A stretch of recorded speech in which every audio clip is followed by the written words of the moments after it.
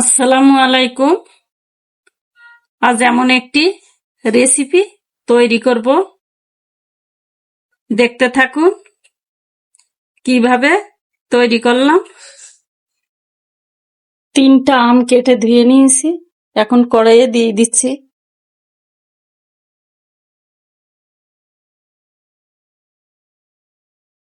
অল্প একটু পানি দেব,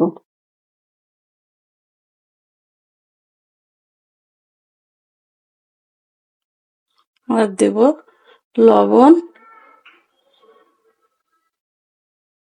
আর হলুদ।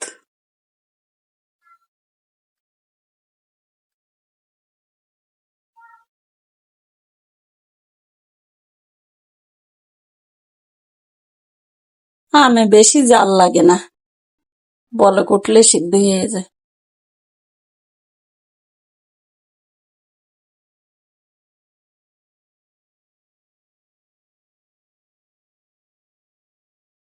এখন টকের পরিমাণটা বুঝে পানি দেব।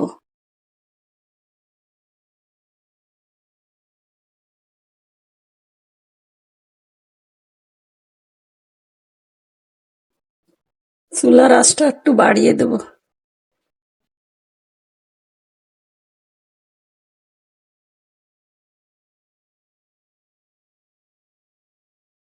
ভালোভাবে বলক আসছে, এটা এখন ঢেলে নেব।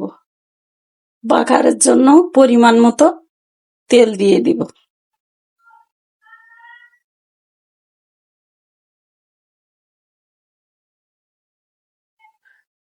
তেলটা ভালোভাবে গরম হয়ে গেলে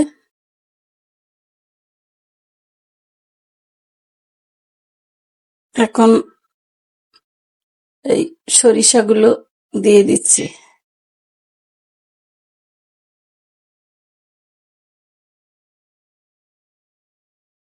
সরিষা দিয়ে ঢাকনা না দিলে সমস্ত শিলা সিদ্ধে।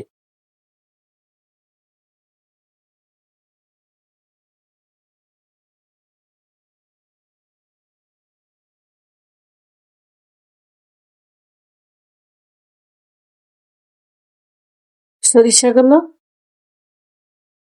ফুটে আসছে, এখন কয়েকটা শুধু রসুনের কোয়া ফেসে নেওয়া সেগুলো দিচ্ছি।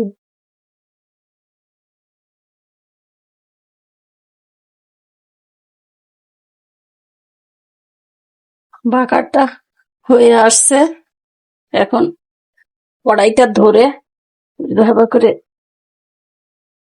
রসুন, পেঁয়াজ, না শুধু রসুনই তো দিয়েছি, আর সরিষাগুলো এইভাবে চামচ দিয়ে ঘেটে দেব।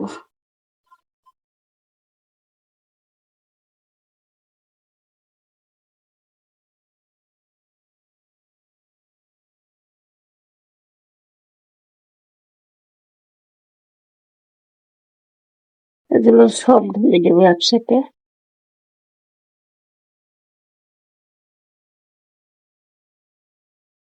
কাঁচা আমের সিজনে আমরা এভাবে রান্না করে খাই।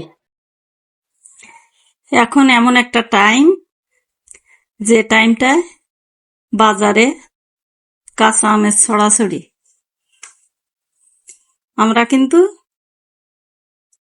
প্রচন্ড গরমে প্রতিদিন এরকম একটি খাটা খাওয়ার শেষ পাতে রাখলে ভালো হয়, এবং শরীরের জন্য খুব ভালো টক জিনিসটা। তাহলে আজ এখানেই বিদায় নিচ্ছি। আল্লাহ হাফেজ।